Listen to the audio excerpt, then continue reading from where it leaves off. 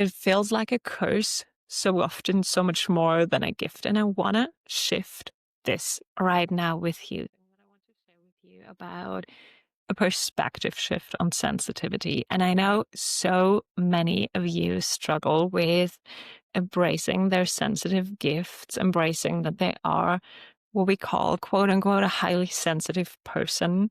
And I say quote unquote because I think actually all of us have that gift in us. It just is laying dormant on a lot of people. And the ones who have it activated, it feels like a lot. It feels like a curse so often, so much more than a gift. And I want to shift this right now with you. So what came to me yesterday night in my dreams is the sensitivity as a sea. As kind of like imagine that you're on holidays in the most beautiful place in the world, in the most beautiful island, and you're just going to swim in the sea and you're floating around, your arms up in the air, in the water, looking at the sky, and you feel supported by the water. You feel that it carries you, that you're waving within the waves, you're moving softly, you're relaxed.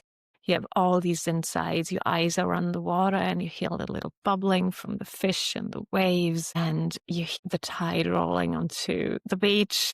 Maybe hear some other people. You just get a lot of sensitive input, but it's not feeling like you're overwhelmed or like it's too much or like you can't handle it. It's just a relaxing experience. And this is exactly how you can feel about your sensitive gifts every day. Most of us aren't. And why is that? That is because not of the fast pacedness of our world or of the harshness and the unsensitivity of other people. It is because of the programming that we have received that says like high sensitivity is a disease, there's something kind of wrong. Or when you heard about other people saying like, oh, you're that sensitive, aren't you? Like kind of if it's not a good thing. Or the fact that you might not be able to handle as much as other people, or that you need more time to retreat. And all of that in comparison to society or what it looks like other people are living makes you feel that you're lacking something, maybe lacking strength, lacking stability of your nervous system, lacking confidence, or lacking boundaries, whatever it is. Normally, sensitivity is associated with something when we miss or a too much. The feeling of being overwhelmed. I definitely have been there so many times when you just sit on the couch and everything is too much and you just want to retreat after just being to the supermarket or whatever with other people at a party or just coming from work and you're just like, I want to be alone. I need to decompress. That is not a bad thing.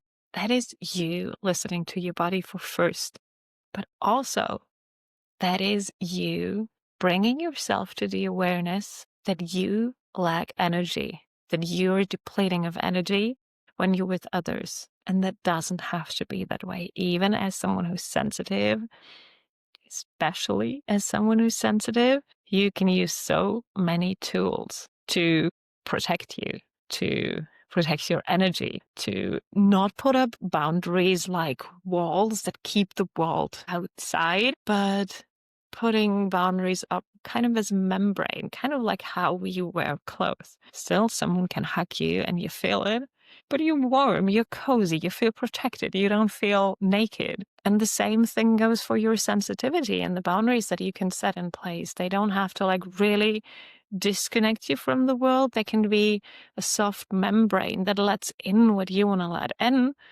or out what you want to let out, but that also kind of holds at bay the things that are just not for you. For example, the stress from other people, the expectations that others have on you or on them, the disappointment or frustration that the people around you might experience. Maybe it's just in your head.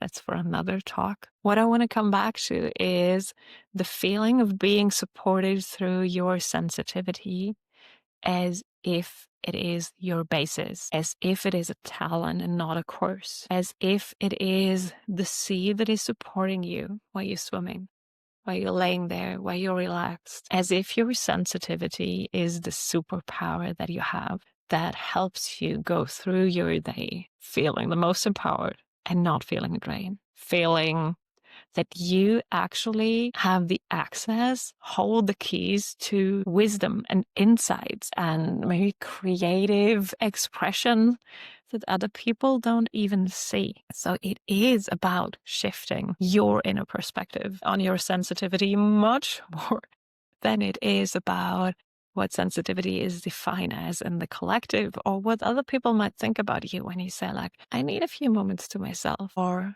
when you don't jump right into the next project or in your day, but you take a few moments to lay the energetic grid, to visualize, to claim, to declare how you want your day to be and how you want to feel, more importantly, the way you want to respond rather than react, the way you want to hold and carry yourself and lead yourself through the day, and not be like a leaf in the wind going here and there, because that's where you feel your sensitivity and empathy and your subtle qualities are bringing you to. So it's a lot about self-leadership, a lot about self-care, a lot about energetic protection, which I can learn you so much about.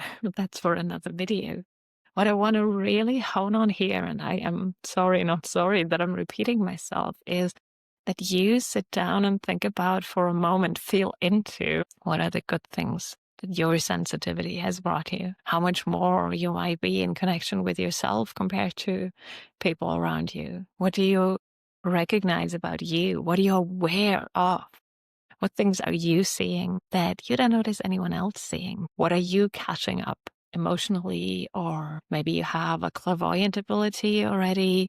Maybe you do just sense or know things that aren't logically explainable, that aren't provable by now, but you just know them. That's your sensitivity speaking. So there is magic in you exploring and embracing your sensitivity and feeling empowered by it compared to feeling weighed down by it because you might not fit in the way you're expected to. Or maybe the way you expect yourself to fit in and be as strong as someone else. You are strong. It's just a different strength. So I think that's that for now. I'll leave you to your thoughts. I would love to know what came up for you during this activation, what pictures came up for you in your mind, what you might have been reminded of, what things came up that you feel actually are amazing about your sensitive gifts. Share them in the comments. I'd love to know. And hit follow for some energetic protection exercises, for letting me guide you through a way that sensitivity also can be. A life with sensitivity that can be so joyful and so magical. Can't wait. Love you.